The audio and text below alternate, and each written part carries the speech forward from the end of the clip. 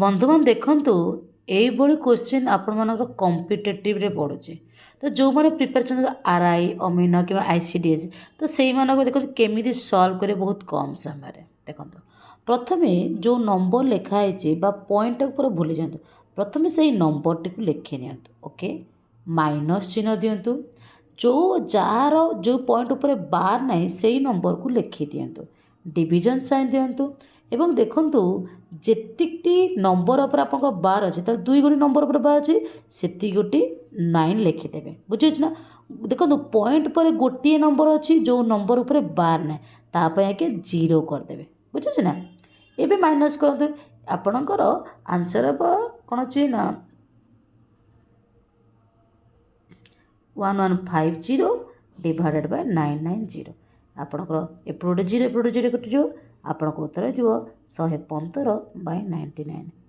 एमती shortcut video चाहते Amrita tutorial को निहाती सब्सक्राइब करते thank you have a nice day.